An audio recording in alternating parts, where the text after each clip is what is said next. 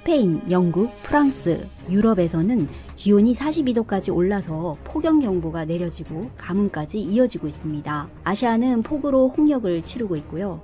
중국 남부 지역은 2달째 홍수로 5천만 명이 넘는 수재민이 발생했습니다. 한국도 집중호우와 역대 최장 장마로 인해서 산사태와 홍수 피해로 심각한 피해를 입었습니다. 또 지난 호주에서 발생한 6개월간 지속이 된 대형 산불 기억하시나요? 대한민국 면적 이상의 숲이 불에 타고 동물 10억 마리가 희생이 되었답니다. 그런데 놀랍게도 이 모든 사건들이 인간에 의해 일어났고 그 책임이 국가 개개인의 역할로 돌아오고 있습니다. UN IPCC 학술지 보고서에서 기후변화는 95% 이상 인간의 활동이라고 발표했고요. 지구 온도가 1도 정도 올라가는 데에는 보통 1000년의 시간이 걸린다고 하는데요. 1900년대 산업화가 빠르게 진행이 되면서 지금까지 100여 년 동안 벌써 1도가 올랐다라는 겁니다. 지구 온도가 1도 올라갈 때마다 전염병 감염률이 4.7% 늘어난다고 경고한 적이 있었습니다. 석탄 1톤을 태울 경우 3.7톤의 이산화탄소가 발생한다고 합니다. 그로 인해 더워진 북극에도 해빙 속도가 급속도로 빨라져서 해수면이 오른다는 거죠. 태풍이 빈번하게 발생하기 쉽고 해수면이 급격히 상승해서 홍수도 일어나기 쉽고요. 섬 연안 일대가 침수되는 일이 발생할 것이다라는 겁니다. IPCC 기후 보고서 가운데는 가장 충격적인 내용도 있었는데요. 2100년까지 해수면 상승 시나리오를 보면 바닷물의 수위가 최고 98cm까지 높아져서 전 세계가 침수가 되고 이재민이 6억 명이 잃을 것이다라는 예측입니다. 먹거리를 위해 산을 깎아서 잔디를 만들어 소화돼지를 키우죠. 아마존의 80%는 모두 소농장이라고 할 만큼 거대한 토지를 차지하고 있는데요. 소를 키워서 도살할 정도가 되면 23개월이 걸린다고 합니다. 그 사육 과정에서 막대한 토지가 필요하고 비료와 사료로 쓰이는 곡식이 무려 10억 톤이 들어간다고 합니다. 세계 곡물의 3분의 1이 가축 사육을 위한 사료로 이용된다라는 사실을 알고 계시나요? 이 곡물의 양은 세계 10억 명 이상의 식량 문제를 해결할 수 있는 규모라고 합니다. 또 가축들이 배출하는 막대한 양의 메탄가스는 지구온난화를 일으키는 온실가스의 상당량을 차지한다고 하는데요. 에볼라와 같은 신종 바이러스도 가뭄, 기근이 심해져서 인간이 땔감을 구하러 숲에 들어가 정글을 파괴하는 행동에서 비롯된 것이라고 하는데요. 사스, 조류, 인플루엔자, 메르스, 코로나19까지 야생동물에서 유래된 바이러스인데요. 캘리포니아 대학교 하나건강연구소에서는 인간과 야생동물과의 접촉이 빈번해지면서 바이러스 유출 위험성이 커졌다는 연구 결과가 학술지에 실리기도 했습니다. 지금 당장 유럽연합에서는 올해 농작물 수확량이 평소의 절반밖에 되지 않을 거라고 예측했는데요. 영국 의학 전문지 랜싯은 우리가 온실가스를 배출하는 생활 방식을 바꾸지 않으면 현재 태어나는 아이들이 미래의 건강을 해치고 식량 부족과 대기오염과 같은 문제를 평생 고민하며 살 것이라고 보고서를 발간했는데요. 과학자들은 지구 온도 상승을 1.5도 아래로 제한하기 위한 남은 시간이 불과 10년이라고 합니다. 우리 시대, 특별히 한국 교회가 앞장서 해결해야 될 중대한 민족적, 시대적 과제가 몇 가지 있습니다. 이미 말씀드린 대로 그 첫째는 저출산 문제입니다. 전 세계적인 문제이기도 하지만 한국이 가장 심각합니다. 출산율이 가장 낮기 때문입니다. 특별히 이 전남 권역이 더 심합니다. 곧 사라질 군들도 몇 개가 있다고 합니다. 인구 문제는 하나님께서 분명히 인간을 창조하실 때 생육하고 번성하라 축복이며 또 사명인데 우리는 정반대로 가고 있습니다. 정부도 출산 장려 겉으로는 하는 것 같지만 실제로 속을 보면은 건전한 가정을 오히려 무너뜨립니다. 낙태를 마음대로 하게 하며 생명을 경시합니다. 정말 이 시대야말로 교회가 앞장서서 하나님의 사명을 감당해가고 생명 존중히 여기고 자녀 출산하는 사회를 만들어가고 함께 양육하면서 저출산 문제를 해결해 가야 합니다. 교회 말고는 소망이 없습니다. 교회가 앞장서야 됩니다. 이 일을 위해서 성도님들이 함께 기도하고 함께 협력해야 됩니다. 두 번째 우리가 해야 될 중요한 과제는 복음 통일인데 그것도 복음으로 통일되도록 교회가 앞장서야 합니다. 분명히 하나님께서는 내 형제를 사랑을 하셨는데 북녘 땅의 우리 형제들, 그들은 우리 형제입니다. 다른 누구보다 앞서 형제입니다. 특별히 교회를 위해서도 기도해야 되는데 여러분 서독교회 예를 들면 서독교회가 통일을 위해서 얼마나 많이 기도하며 동독의 교회를 최선을 다해 도왔습니다. 한편 생각하면 북한에는 교회가 없지 않느냐? 아니요. 확인한 바에 의하면 최소한 20만 명의 지하 그리스도인들이 눈물 가운데 예배드리고 있습니다. 북녘의 성도들이 고통당한다면 우리는 더 많이 기도해줘야 될 것입니다. 그냥 통일을 넘어서 평화 통일이 되도록 우리는 더 많이 기도해야 되고 한편으로는 인도적 차원으로 지원해야지만 또 한편으로는 선교적 차원에 우리가 최선을 다해야 됩니다. 훗날 통일이 되었을 때 북녘의 사람들이 당신들은 뭘 했습니까? 라고 교회에 물을 때 우리가 당당하게 말할 수 있기를 원합니다. 우리가 최선을 다했다. 그래서 또 우리가 해야 될 일은 이 땅에 와 있는 탈북자들, 하나님께서 미리 보낸 사람들입니다. 그들은 사선을 뚫고 온 사람들입니다. 우리가 그들을 더 사랑해주고 그들을 격려해주고 그들에게 하나님 말씀으로 훈련시켜서 그들로 통일의 마중물이 되게 하고 통일이 되었을 때도 북녘 땅 복음 기지의 이 선구자들로 세워야 됩니다.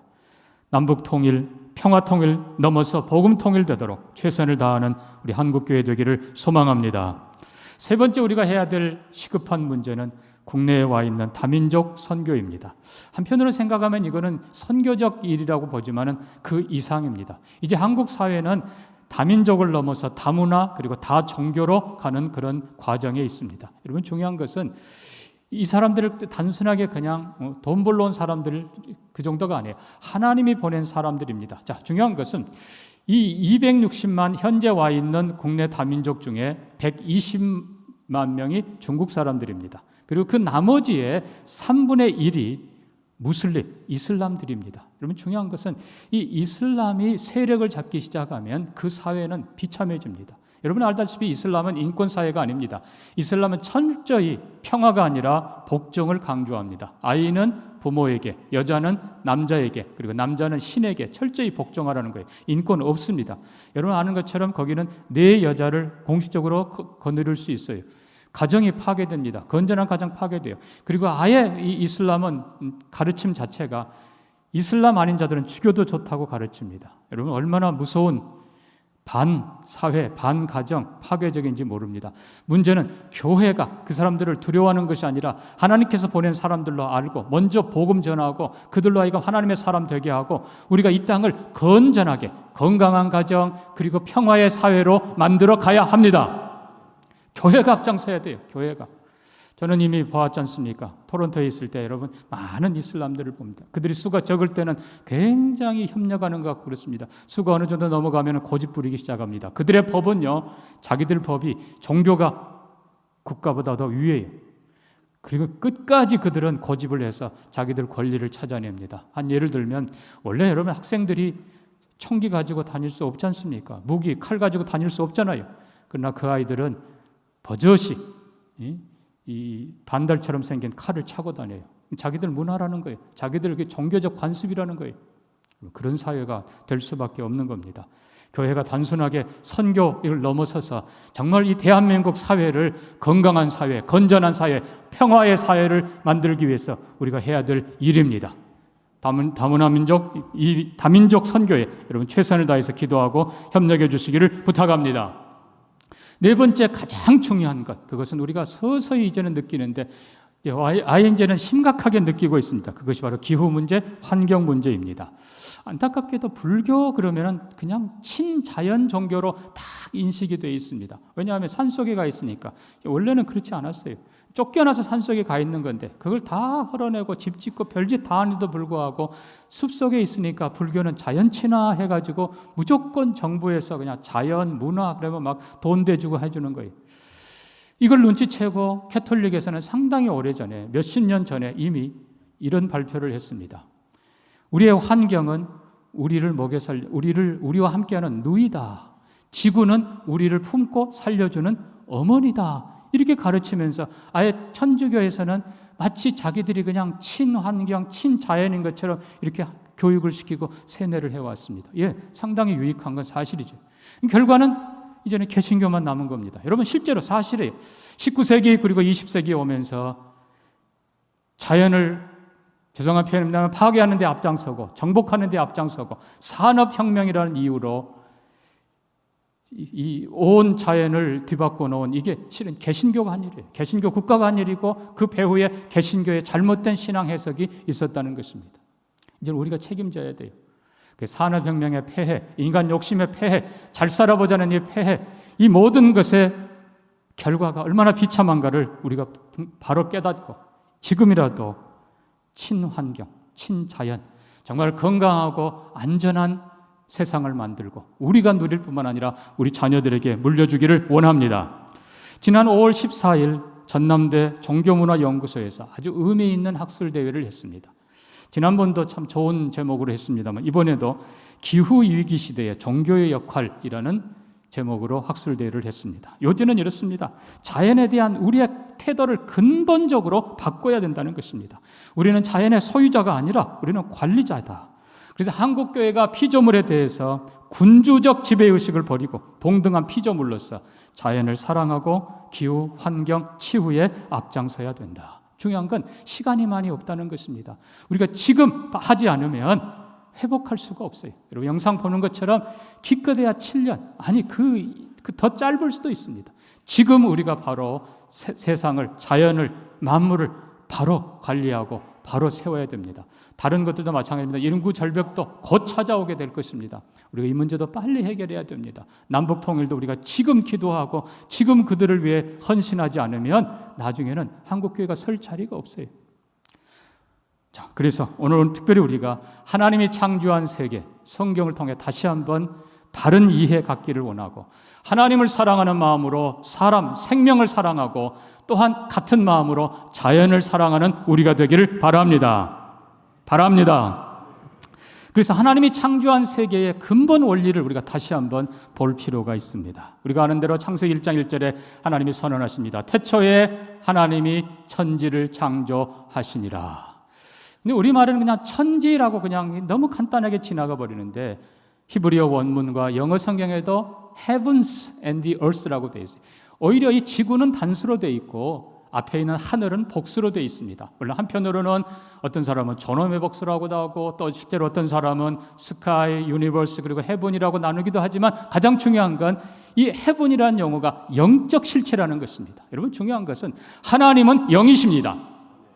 하나님은 영이십니다. 여러분 영이신 하나님이 물질만 만드는 것이 오히려 비정상이에요. 영이신 하나님은 영적 세계도 창조하셨습니다. 우리가 세상을 볼 때는 보이는 것이 다가 아니라고 그랬어요. 히브리서 11장 3절에 믿음으로 하나님의 말씀으로 온 세계가 지어지는 것을 우리가 하나니 보이는 것 요약하면 보이는 것이 전부가 아니니라 그 말이에요. 여러분 보이는 것도 중요하지만 보이지 않는 세계도 하나님이 창조하셨습니다.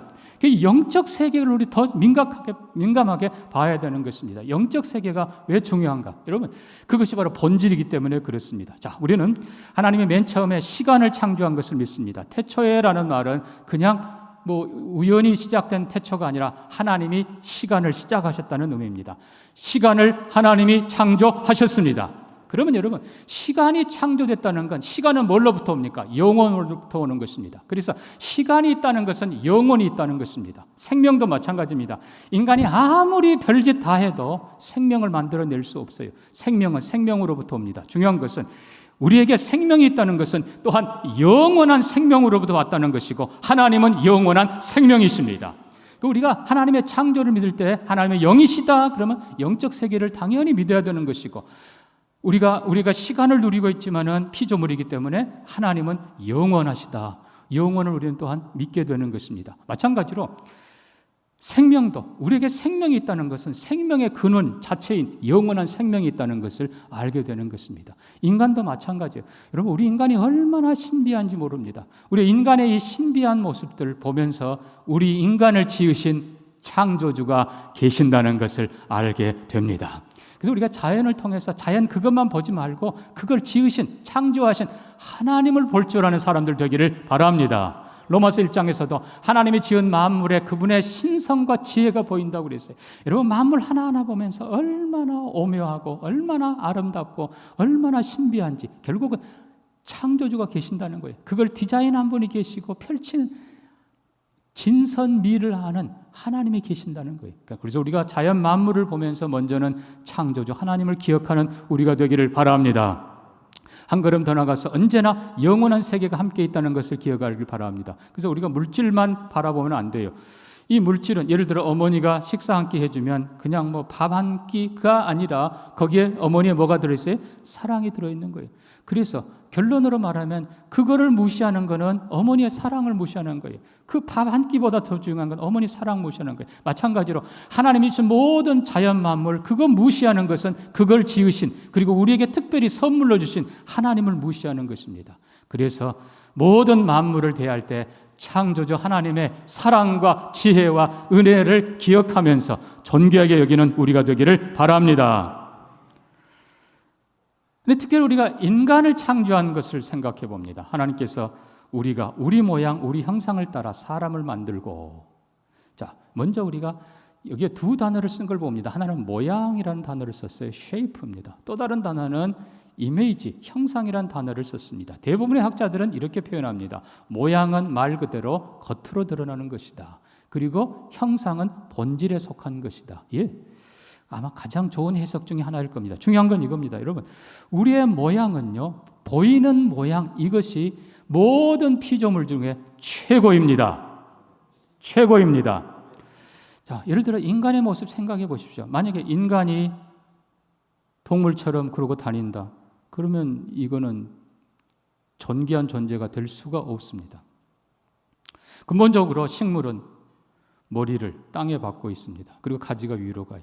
짐승은 수평으로 되어 있어요. 앞에가 머리고 뒤로 가지가 되어 있어요. 그러나 오직 사람만 위로 머리고 아래로 가지가 뻗어 있습니다. 사람만이 하나님을 바라보며 살도록 존귀하게 지음 받았습니다. 인간의 외형도 한번 생각을 해보십시오. 제가 설교하면서 조금 생각하다가 얼마나 우스운지. 여러분, 만약에 인간의 이 모습, 얼굴, 손, 발, 이거를 여러분 딴 데다가 한번 갖다 붙여보십시오. 예를 들면 여러분 눈을, 죄송한 표현이지만 등 쪽에다 하나 갖다 붙여보십시오. 여기에 눈이 있다. 이거는 뭐 있을 수 없는 일이에요. 왜 또 눈이 두 개인가? 또 귀가 이렇게, 여러분 귀를, 만약에 여러분이 디자인한다 그러면 귀를 딴 데다 한번 갖다 붙여보십시오. 이보다 더 좋은 게 있는가?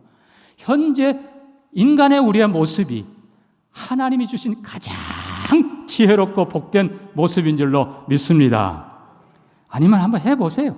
이거는 상상을 초월할 정도. 근데 중요한 건 이미 말씀드린 것처럼 우리의 외형만이 하나님을 닮은 것이 아니라 본성도 하나님 닮은 사람들 되기를 바랍니다. 그런데 이제 그 다음이 중요합니다. 하나님께서 인간을 지으시고 생육하고 번성하고 땅에 충만하라 하셨어요. 여러분, 온 땅에 하나님께서는 인류가 가득하기를 원하시는데 이게 단순하게 숫자가 넘치는 것을 말하는 게 아니고 온 땅을 그 다음 명령, 정복하고 다스리도록 번성하게 하시는 것입니다. 자, 그러면 이제 정복과 다스림이 중요한데, 여러분 이 정복이란 말을 그동안 잘못 해석했습니다. 예, 정복이란 말 자체가 발로 밟다입니다. 이게 중요한 건 발로 밟다라는 단어가 절대로 부정적인 파괴가 아니라는 겁니다. 발로 밟아야 돼요. 발로 밟는다는 것은 뭔가 권위를 말하는 것입니다. 인간은 연약합니다. 그럼에도 불구하고 하나님이 주신 지혜와 하나님이 주신 권위를 가지고 짓밟으면 안 되고 밟고 승리해야 합니다. 아무리 거대한 짐승이라도, 아무리 강하고 빠른 어떤 것이라도 하나님의 권위를 가지고 우리는 분명히 명해야 되고 다스려야 되는 것입니다. 그것이 인간의 권리고 인간의 책임입니다. 그래서 어느 한 영역도 하나님께서는 하늘에 있는 것, 땅에 있는 것, 땅 아래에 있는 것까지도 인간에게 맡기셨습니다. 그래서 한편으로는 자연을 하나님처럼 섬기면 절대로 안 됩니다. 우리는 피조물에 불과한 것을 기억하고 창조주만을 섬겨야 합니다. 창조주만을 섬기도록, 하나님의 피조물인 것을 깨닫도록 내 자신도 고백해야 되지만 모든 피조물도 그 앞에 굴복하게 만들어야 됩니다. 이것이 정복이란 뜻입니다. 그 다음에 다스림이라는 건 철저하게 관리란 뜻입니다. 관리. 하나님께서 에덴 동산을 창조하시고 에덴 동산에 인간을 쓰신 목적이 뭐예요? 경작하게 하셨다. 이게 관리입니다. 경작이란 말 그대로. 여러분 자연은 그대로 놔두면요, 지 마음대로요. 그것을 철저하게 적절하게 통제하면서, 그리고 욕심 부리지 않고, 그 다음에 지혜롭게 그걸 잘 관리해서 좋은 것으로 풍성하게 하시고 선한 것으로 풍성하게 하시고. 여러분 이 자연이라는 건요, 가만 놔두면요, 자기만을 위해서 사는 잡초는 막 강하게 일어나요. 남을 위해서, 인간을 위해서 유익하게 열매를 맺는 것은 연약해서 다른 부분은 자꾸 약해져요.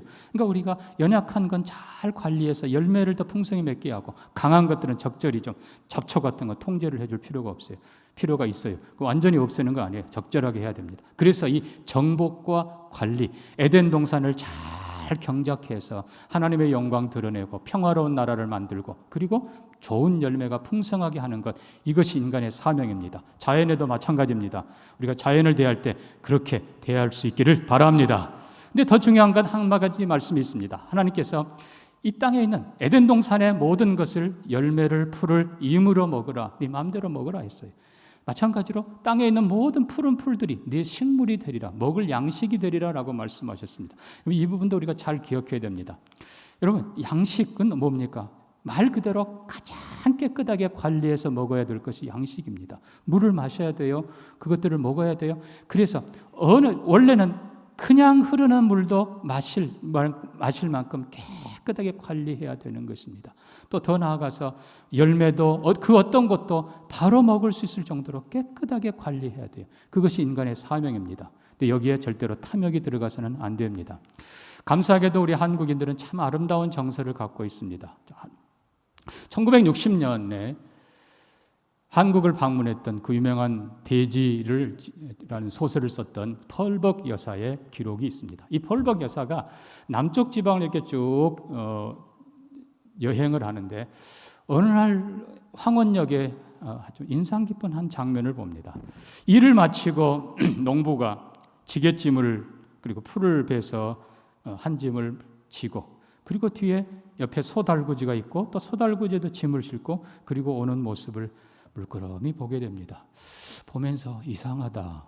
우리 미국 사람들은 이렇게 소 달구지를 끌고 오면, 거기는 주로 말들이 일을 많이 합니다만, 끌고 오면은 그 달구지에다가 지게까지 다 싣고 심지어 거기까지 앉아서 다 그리고 올 텐데 어떻게 저렇게 걸어오는 것도 아니고 짐까지 한 짐 지고 오나. 그래서 물어봤다는 겁니다. 왜 이렇게 해도 되는데 짐까지 지고 이렇게 걸어오십니까? 그랬더니 그분 하는 얘기가, 소도 하루 종일 수고했는데요, 같이 수고했으니까 같이 짐을 나눠준다는 것입니다. 그 얘기를 듣고 이분이 충격을 받았다는 거예요. 더 놀라운 것은 이제 남쪽 지방 다니면서 곳곳에 감나무들 보지 않습니까? 가을에 이제 감나무들이 이렇게 다 감을 따는데 꼭대기에 몇 개가 남아있는 걸 보면서 이분이 묻습니다. 저거는 이 작대기가 짧아서 못 딴 건가요? 그랬더니 하는 말이, 아니요, 저거는 겨울 새들 위한 겁니다. 까치들을 위한 거예요. 이분이 너무너무 충격을 받았다는 거예요. 여러분, 이것이 하나님이 원하시는 것입니다. 추수를 할 때도 모퉁이 것은 남겨둬라. 바닥에 떨어진 건 남겨둬라. 가난한 자, 어려운 사람 위해서만이 아니라 들짐승들도 먹을 수 있게 남겨둬라. 이것이 하나님의 뜻이에요. 그래서 사랑하는 성도 여러분, 정말 하나님을 사랑하는 마음으로 자연도 사랑하기를 주의 이름으로 축복합니다.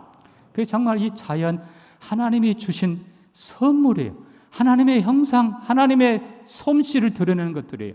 그러니까 그것들을 보면서 귀히 여기고, 그러나 주의할 것은 한편으로는 너무 귀히 여겨서 하나님 자리에 올려서 안 되는 거예요. 그래서 우리는 밟아야 돼요. 그러나 또 한편으로는 짓밟는 것이 아니라 그 지혜를 가지고 사랑으로 잘 관리해서 풍성하게 열매 맺고 평화의 사회에, 평화의 아름다운 자연이 되도록 우리는 최선을 다해야 됩니다. 이런 사람들 되기를 주의 이름으로 축복합니다. 전에 한번 말씀드렸습니다만 아인슈타인이 그런 얘기를 했어요. 꿀벌이 사라지면 인류는 40년 이내에 멸망한다. 여러분, 어느 하나 다 소중하다는 거예요. 생각해 보세요. 꿀벌이 사라지면요, 이 땅의 모든 식물들이 다 결국은 사라집니다. 점점 사라져요. 그리고 인류는 멸망합니다. 꿀벌 하나도 그렇게 소중한 거예요. 모든 생명, 모든 것들 정말 풀 한 폭이라도 사랑하고 귀히 여기고, 물론 우리의 식물이에요.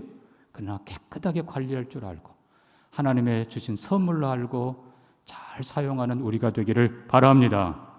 마지막으로 중요한 겁니다. 자, 오늘 본문 보면 피조물의 현재 상태를 얘기합니다. 21절. 그 발언한 피조물, 20절부터 보니까 피조물이 허무한데 굴복하는 것은 자기 뜻이 아니요 오직 굴복하게 하시는 이로 말미암음이라. 그 발언한 것은 피조물도 썩어짐의 종로로 안에서 해방되어 하나님의 자녀들의 영광의 자유에 이르는 것이니라. 피조물이 다 이제까지 함께 탄식하며 함께 고통을 겪고 있는 것을 우리가 아느니라. 여러분 특별히 22절을 유지해 보십시오. 피조물이 어느 하나 없이 다 고통을 받고 있다고 했습니다. 창세기 3장에 인간이 에덴 동산에서 하나님께 반역하고 범죄했을 그때에 자연이 저주를 받습니다. 이제는 아담이 그 지음받은 흙으로 농사를 지으면서 먹고 살아야 되는데 네 이마에 땀을 흘려야 겨우 먹을 것이라. 그리고 하나님께서 또 뭐라고 하십니까? 땅이 저주를 받아 가시와 엉겅퀴를 내리라. 여러분 가시와 엉겅퀴가 처음부터 없었던 건 아니에요. 그러나 유연 이 부드러웠던 식물들이 저주를 받아서 독하게 변한 것들이 이런 게 의외로 많이 나옵니다. 그러므로 여러분 결국 자연이 저주받은 것은 인간 때문입니다. 그래서 우리 인간이 책임감을 가져야 돼요. 자, 다시 우리가 22절을 보면서 피조물들이 어느 하나 예외 없이 다 그 다음에는 이제까지 아담 때부터 지금까지 고통 속에 있다는 거예요. 함께 탄식하며 함께 고통을 겪고 있는데 문제는 이것을 사도 바울은 뒤에 우리가 아느니라 그랬어요. 알아야 돼요. 피조물이 얼마나 고통스러워하는 것을 알아야 돼요. 짐승들이 생명체들이 얼마나 고통당한 것을 알아야 돼요. 이 안다라는 표현이 28절에 한 번 더 나옵니다. 우리가 알거니와 하나님을 사랑하는 자 곧 그의 뜻대로 부르심을 입은 자들에게는 모든 것이 합력하여 선을 이루느니라. 이 말은 하나님께서 그를 사랑하는 자 그의 뜻대로 부르신 자에게 모든 것을 선으로 바꿀 것을 우리는 아느니라. 여러분 이것을 우리가 알아야 되는 것처럼 마찬가지로 피조물들이 고통당하는 것을 알아야 되는 거예요. 로마서 8장 전체 주제가 뭡니까? 1절 2절입니다. 예수 그리스도 안에는 자유와 해방입니다. 그러므로 이제 그리스도 예수 안에 있는 자에게는 결코 정죄함이 없나니 이제 그리스도 예수 안에 있는 생명의 성령의 법이 죄와 사망의 법에서 너를 해방하였음이라. 우리의 영혼이 우리의 육신이 죄와 악한 걸로부터 해방되는 걸 넘어서서 하나님께서는 모든 피조물이 죄로부터 죄의 결과로부터 해방되고 자유케 되기를 원하십니다. 그래서 하나님께서 말씀하십니다. 역대하 7장 14절에 내 이름으로 일컫는 내 백성이 그들의 악한 길에서 떠나 스스로 낮추고 기도하여 내 얼굴을 찾으면 내가 하늘에서 듣고 그들의 죄를 사하고 그들의 땅을 고칠지라. 인간 때문에 고통당하는 피조물, 인간이 하나님 앞에 죄와 욕심을 내려놓고 하나님 앞에 회개하고 하나님의 은혜를 구하면 하나님이 우리의 죄만 사하는 것이 아니라 우리의 땅도 고쳐주신다고 약속하십니다. 에베소서 1장에서는 그 뜻의 비밀을 우리에게 알리셨으니 곧 그리스도 안에서 때가 찬 경륜을 위하여 예비하신 것이라. 이는 하늘에 있는 것이나 땅에 있는 것이 다 그리스도 안에서 통일되게 하려 하심이라. 결국 예수 그리스도는 그 피에 그 속죄의 피로 우리의 모든 죄값을 치르시고 죄의 결과를 회복하시는데 하늘에 있는 것, 땅에 있는 것, 보이는 것, 보이지 않는 모든 것을 회복하는 것이 하나님의 나라라는 것입니다. 이거 예수 그리스도의 비밀이고 예수 그리스도의 목적입니다. 시편 104편 30절에 주께서 주의 영을 보내어 지면을 새롭게 하시나이다. 성령이 하시는 일입니다.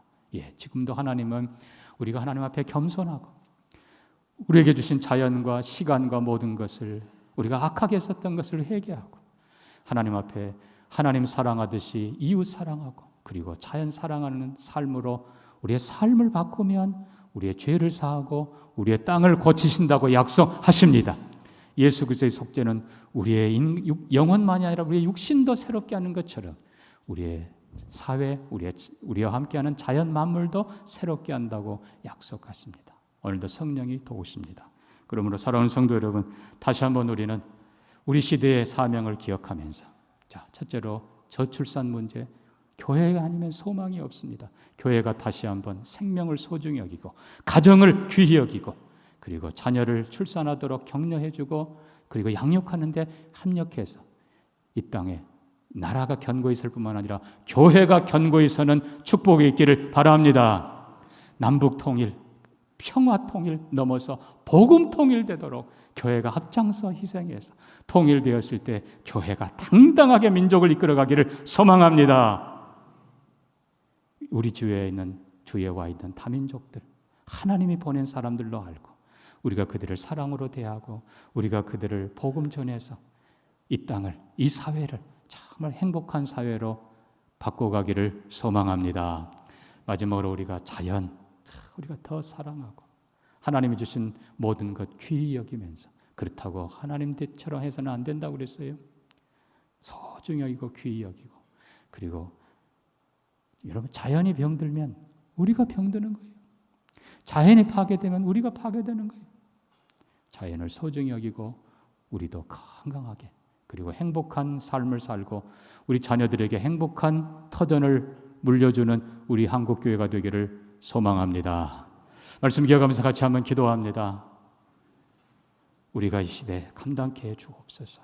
우리 욕심 내려놓고 주님이 원하시는 선하고 바른 일에 우리가 앞장서게 해 주옵소서. 특별히 하나님의 마음으로 자연을 사랑할 수 있게 하시고 하나님의 선물인데 우리가 소중히 다룰 수 있게 하시고 치유하는 데 앞장서도록 같이 한번 기도합니다. 하나님 아버지, 이 땅에 와 있는 여러 민족들 우리가 그리스도의 사랑으로 품게 하시고 저들을 하나님의 사람들로 세우는 일에 최선을 다하게 하여 주옵소서. 그래서 이 땅이 평화의 나라가 되도록 복 주옵소서. 하나님께서 우리에게 주신 모든 시간과 그리고 만물들 소중히 여기고 아버지요, 정말 우리가 건강하게 안전하게 평화롭게 사는 세상을 만들고 또 우리 자녀들에게 그런 축복의 세상을 물려주도록 은혜 내려 주옵소서. 예수님 이름으로 기도합니다. 아멘.